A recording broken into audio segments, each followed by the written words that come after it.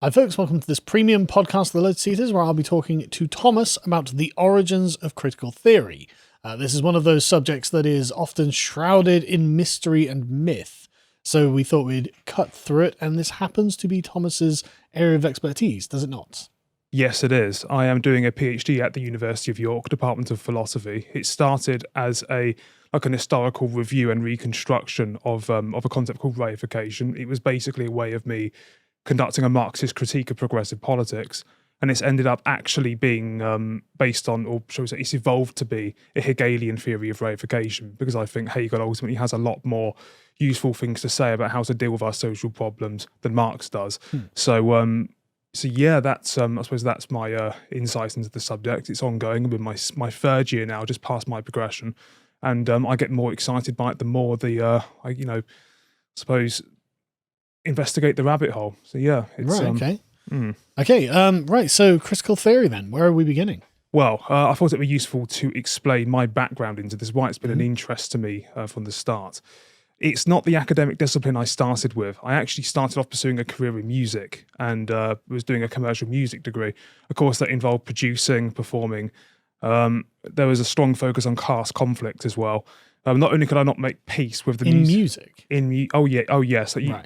Class conflict in music. Right. Okay. In music, cultural criticism, you can't really separate class from the music that we enjoy today. Right, okay. Yeah.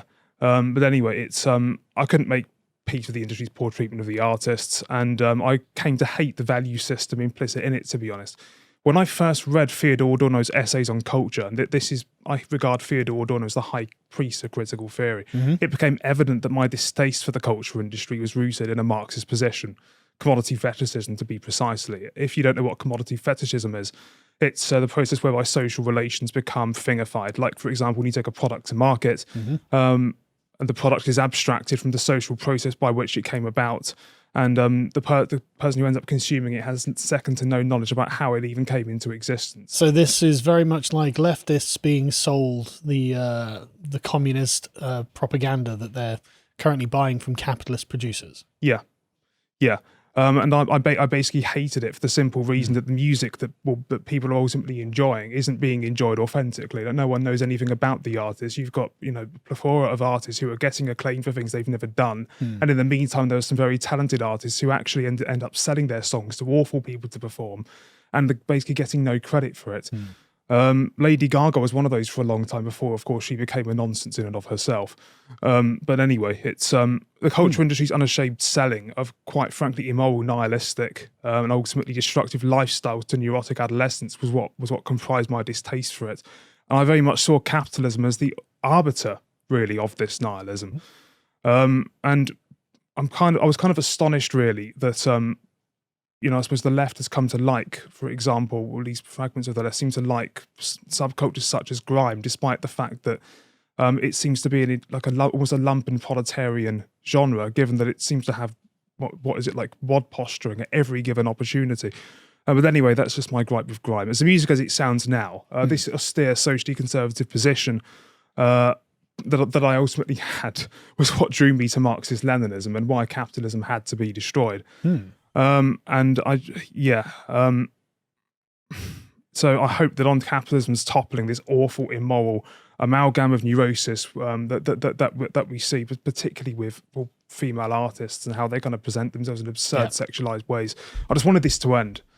It seems now, however, that the left is for the most part intent on selling this, or shall we say, setting this neurosis free of any constraints. Yeah, well, that seems to be where they're going with it, isn't it? It is, and that will involve making peace with capitalism, which they've been historically criticising, ironically. Wow. Yeah. Yeah, but anyway, critical theory has proceeded to be my bread and butter and my gateway into philosophy as a whole. I'm delighted to be able to discuss it here. I thought it'd be best to start with the history. Yeah. So it came about at a very turbulent time in modern history, perhaps even the most turbulent time in modern history, finding itself in the middle of two forms of totalitarianism. You, of course, had the communism of the Soviet Union and the looming force of Nazism in Germany. It emerged as an intellectual practice within the Institute of Social Research, which was founded by Felix Wiel in 1923. This was located in Frankfurt, am I correct? Located in Frankfurt, yes. And this is where we get the term Frankfurt School. Quite, yes. It's not a conspiracy theory, is it? It's not. Well, that depends what part of it. Okay, well, the existence of the Institute and the fact that people call it the Frankfurt School, that's not a conspiracy. The existence of the Frankfurt School is not a conspiracy. They're an official offshoot of that institute. Right. And they established themselves in 1929 and, of course, got their name through the Institute's relation of the University of Goethe in Frankfurt. It was the Institute, before the Frankfurt School, was founded because the German left-wing intelligentsia was in a crisis. The Soviet Union, under the directorship of Stalin, had failed to actualize the utopian society that Marx and Lenin envisioned. And, the Weimar Republic, that is the government founded, that came about after Germany was defeated in the First World War, was still grappling with Prussian exceptionism, hence the anti-Semitic undercurrent still present in its culture at the time. And this meant that Western Marxists were in a suffocating position. They either had to accept the social democracy of the Weimar Republic and thus abandon any commitment to revolution, or align themselves with Moscow's leadership through the German Communist Party, who were Stalinist apologists, basically. Yeah. And they saw the Weimar Republic as an awful bourgeois compromise. Well, the Frankfurt School decided to do neither of those things, neither to apologise for Stalin nor to accept this bourgeois compromise. The problem, as they saw it, wasn't with Marxism. Marxism's not the problem. The problem is Marxist-Leninism. Right. I view Leninism as a crisis, an earlier crisis of socialism, for failing to bring about a proletariat revolution. As in Marx's prediction was wrong. The proletariat are deeply reactionary. Yeah. And so they need to have the Bolshevik revolution, the vanguardism. Yeah. And so after that, there's another crisis because that turned out not to produce communism either. Yes, and their argument for that was that proletariat that Lenin got together was inherently reactionary, and that's because the science had a bad idea of how the proletariat should exist. Yeah. So they basically thought we've got a better idea than this. Yeah. Lurching from crisis to crisis, the history of socialism. Yeah, and they said the meiosis of the Marxist-Lenin model is caused by the nature of its narrow materialistic basis, where the case of revolution is made almost entirely on economic grounds off the back of what is known as political economy, such as that of Adam Smith, Ricardo, etc. And what the three most important figures of the Frankfurt School, that is Theodor Adorno, Max Horkheimer, Herbert Marcuse, proceeded to do was to try to reintroduce the historical basis from their perspective Lenin neglected in his understanding of Marx. Marx was, of course, a materialist himself, but had a more sophisticated philosophy kind of was underpinning his materialism. So let's investigate this departure of Marxist-Leninism. So Lenin was a committed materialist himself, though, right? Oh, he was. Yeah, Absolutely. Yeah, it's just his materialism was bad. Well, so at least to the something you could say about a lot of materialism, I think. Yes, you could. Well, I thought materialism. But anyway, yes.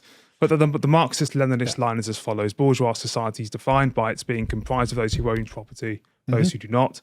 The property owners make up the bourgeoisie. The non-property owners make up the proletariat. Given that the proletariat are dependent on the wage contract to attain their means of subsistence, there's an unfair power dynamic that falls in favour of the bourgeoisie, which means they have an incentive to perpetually intensify the labour process, suppress wages, etc. And this wage contract for Marx is the crux of the proletariat's exploitation, as the fixed return they receive for their variable labour means that they get a rate beneath what they generate for the bourgeoisie. That's why they believe that property equals theft and that capitalism is inherently exploitative. This is why you hear profit is theft from communists. Yes, repeated constantly, and this is accepted across all schools of Marxism. It's just a matter of what science you subscribe to, really. But because the bourgeoisie abstract themselves from the production process, they're actually not doing it. They own it, but they're not doing anything within it. They have insufficient knowledge of it to the Marxists. And for that reason, under their ownership, capitalist society is always destined to fall into crisis. But the proletariat, on the other hand, because they literally run the means of production, they have absolute knowledge of that production process. And this is essentially what justifies the dictatorship of the proletariat as the end of history. And from this point, you can, of course, draw a strong distinction between with Rousseau's general will, this idea that there can be no antagonisms, within a state that has the people, people, whatever the people as its subject. Yeah. So I find this deeply ironic that they're complaining about the crisis of capitalism, but capitalism has been pretty strong for hundreds of years now, and socialism is lurching from crisis to crisis, unable to resolve its own contradictions. Yes. Ironic. But the Frankfurt School do find this to be problematic, or at least... What a shock. Yeah, what a shock. This is predominantly because Lenin neglects, all of Baldy said, he neglects the historical dimension of Marxist philosophy of history, and he confines his theory, this is Adorno's criticism, to fixed premises, which Adorno later refers to as transcendent presuppositions. Right. Okay. And things that you just assume out of thin air, they're fundamentally abstract. So one of these is that the narrow is his narrow explanation of the class conflict between the bourgeoisie and the proletariat. Another is the idea, this idea that the proletariat have such an epistemic advantage because they're just literally doing it. Adorno hates this idea that because the proletariats have absolute knowledge of the production process, they have to run it. It's rooted in a completely false idea of how people just react to their work, or shall we say, the general relationship between subject and object. It almost implies like a non-conceptual relation, which is absurd. But okay, well, hang on, let's slow down there, because if I recall, what was it, Dialectical Enlightenment or something like that, where Adorno talks about the capitalist man, the guy who's buying his beer, watching his football game, and he's a product of capitalism, and he can't be anything else. Yes. So we're in this territory now, right? We are. I mean, that's a bit further ahead from where I am at the moment. Right, okay. That refers to the concept of reification, right, which we're going to get to. That's precisely where. I don't mean to interrupt, but you're going very quickly. No, it's okay. You know. Okay, but in short, the Frankfurt School wanted to agreed that a new method of deconstruction was needed to explain why capitalism was bad. They knew it was objectively bad, but believed that a more comprehensive framework with a focus on the cultural elements was required. And they did this. So just pausing there. So when you say they knew that it's bad, I take it this is just based on the presupposition that it doesn't bring about communism. Well, it's based on it's based on the idea that you need an exploited class in order for it to work. Yeah. That's why it's objectively bad. Yeah. So, but I mean, the essence of that is just saying, well, this isn't communism. You could say that, I suppose. Because I mean, the ideal of communism being the stateless, classless, propertyless society where no one's exploited for anything.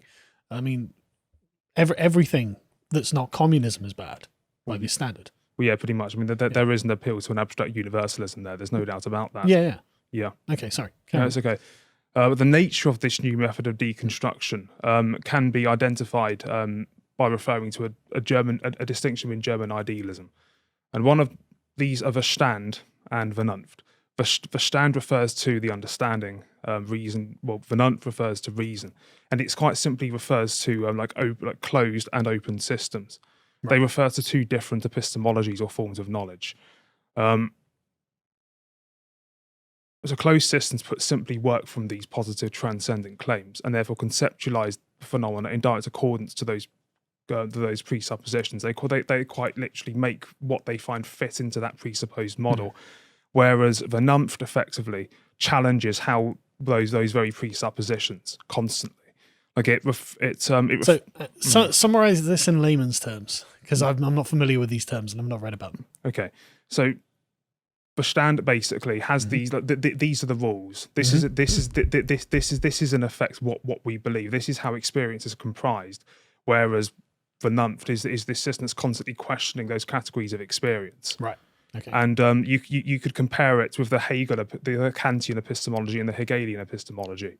Kant's epistemology, Kant's philosophy of experience comes from or at least emerges from the transcendental unity of our perception, where you have these concepts of the understanding, these unchanging concepts, which Kant just assumes to be universal amongst all rational beings. Hegel says, and of course, we need such concepts for these for objective knowledge to be possible, but you haven't justified why these concepts are the way that they are. Surely they're historically conditioned, and that there's a method implicit there where you're constantly challenging these presuppositions, and you do that by virtue of criticizing claims that are made on the very terms that those claims are made. So it's a philosophy of contradiction. And basically, the Frankfurt School method is to criticize capitalism in this way. It's an entirely negative method. So in that sense, it doesn't actually propose anything positive of its own. I suppose the implicit idea among the Frankfurt schools is communism is just the solution. That's not Adorno's position necessarily, as we'll see later on. But that was that's what the distinction ultimately is. But this, as you say, has got no sort of constructive drive contained within itself. It's purely about criticism of what is, yes, rather than the presentation of an alternative. Yes, yeah. So that's like, imagine if they were in a relationship like that, and that just sounds like it's just being like negged. You're constantly being told you're bad, but nobody's ever producing a constructive alternative.